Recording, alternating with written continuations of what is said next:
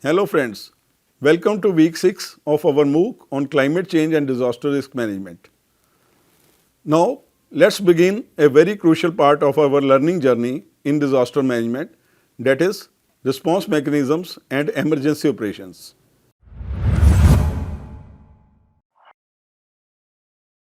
Friends, in the previous week we explored how communities, institutions and technology come together to prepare before disasters through awareness, early warnings and training. Now in this week 6, we move from preparation to action to understand what happens when a disaster actually strikes. Our focus in this unit is on the first and most critical phase of response, search and rescue operations. These operations save lives in the golden hours immediately after a disaster. They demand courage, coordination and quick decision making under immense pressure. So let's explore how India and the world organize and carry out these life-saving missions. What are search and rescue operations? Search and rescue or SAR means finding and saving people in danger. It begins with the moment a disaster occurs, whether it's an earthquake, flood, cyclone or landslide. SAR teams locate trapped or injured people, provide them first aid and help them reach safer zones or hospitals. In many ways, SAR represents the human face of disaster response. While other systems deal with data and logistics, these teams deal with people often working amid collapsed buildings, fire, debris or fast-moving water. For example, during the 2023 Sikkim flash floods, rescue teams waded through chest-deep water to reach stranded families. In Odisha's Cyclone Dana 2024, thousands were rescued from coastal villages before the storm made landfall. And during the 2025 Joshimath landslide, trained teams safely evacuated residents from houses on the verge of collapse. SAR is all about saving lives swiftly, safely and systematically. Let's now understand how emergency response teams work. Effective search and rescue operations depends on teamwork. In India, these teams work at multiple levels: national, state and local. At the national level, the NDRF or National Disaster Response Force is India's most specialized disaster rescue team.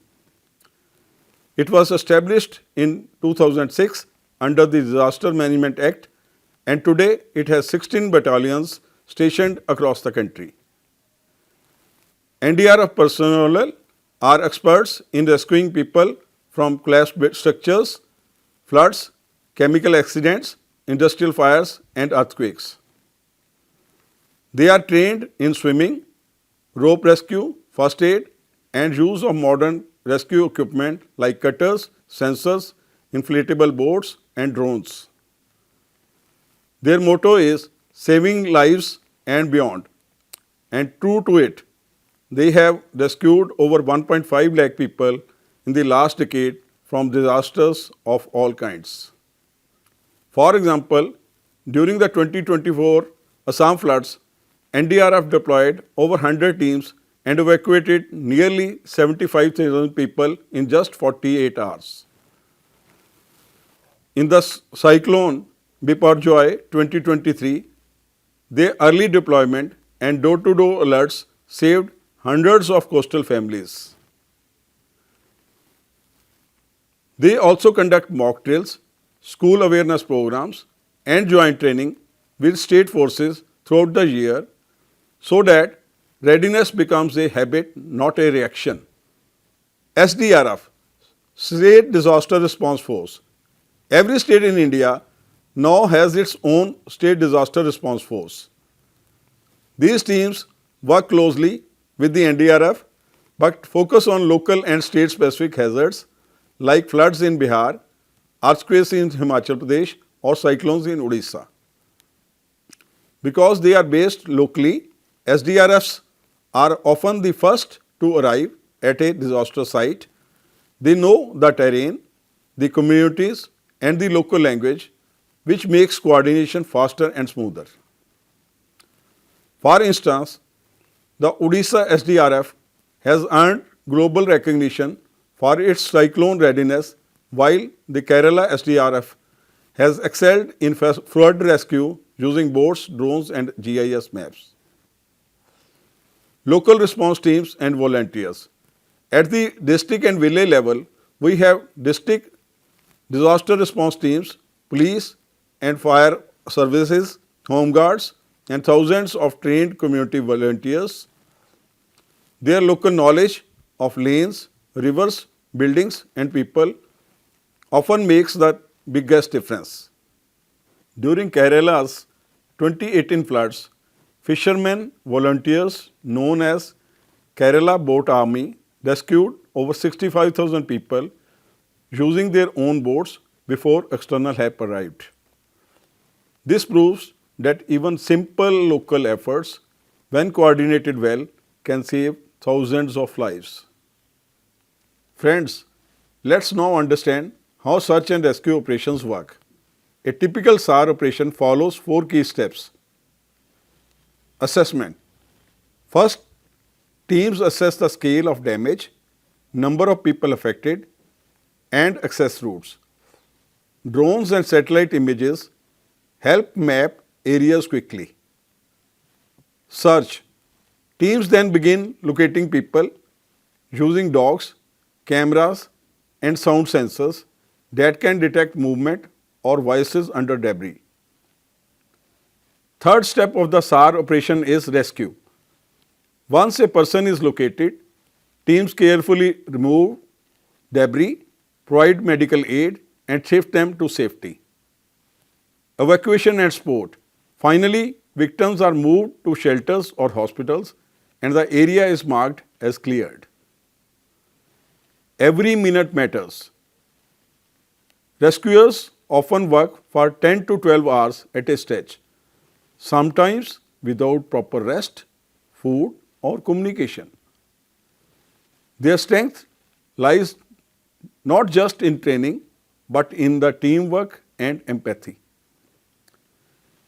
During the 2023 Turkey earthquake, Indian NDRF teams, part of Operation Dost, rescued 85 survivors and earned international praise for their professionalism. This shows how India's response capability now extends beyond its boundaries, helping other nations in times of need. Friends, there are some protocols which need to be followed. Different disasters need different kinds of rescue approaches. Let's understand a few of them. Earthquakes. Teams use life detectors, thermal cameras, and rescue dogs to find people trapped under rubble. Safety of rescuers is top priority due to aftershocks. Floods. Boats, life jackets, ropes, and floating bridges are used. Teams also rescue animals and supply food and medicine by air or boat. Next comes cyclones. Evacuation happens before landfall. Teams help move people to cyclone shelters and secure roads and electricity lines. Landslides. Teams use ropes, stretchers and earth moving equipment to clear paths and rescue trapped families. Fires or chemical accidents. Rescuers wear protective gear, use breathing masks and cordon off the area to prevent further harm. Each protocol follows SOPs, that is standard operating procedures, that ensure everyone knows their role and communication channels stay clear, that is safety remains the top priority. And remember, No rescue is even truly routine. Each situation is different and adaptability is the key. Today's rescue operations are faster and smarter thanks to technology and coordination. Drones help locate stranded people in flood areas. GIS and satellite imaging guide teams through damaged zones. Mobile apps track missing persons or provide updates to families. And AI-based tools now help predict collapse patterns or prioritize rescue zones. Behind all this, coordination between different agencies, NDRF, SDRF, Army, Air Force, NGOs and local authorities ensures that help reaches people when it matters the most. However, even with great systems in place, challenges still remain. Rough terrain, poor communication and limited access can delay rescues. Some regions lack modern equipment or trained manpower. Climate change is also making disasters more frequent and intense, putting huge pressure on resources. The way forward is to strengthen training, improve coordination between national and state forces, and involve communities through continuous drills and awareness drives.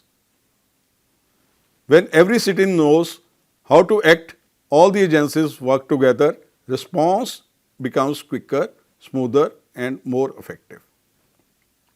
So friends, we have seen search and rescue operations are at the heart of every emergency response. They bridge the gap between danger and safety, often within those crucial golden hours after a disaster. From NDRF's specialized expertise to the courage of local volunteers, every rescuer plays a vital role in turning disaster into hope. But friends, the story doesn't end with rescue. After saving lives, the next urgent task is relief. Providing first aid, shelter, food, water and sanitation to those affected. That's what we will explore in our next session, that is Unit 6.2, First Aid and Emergency Relief.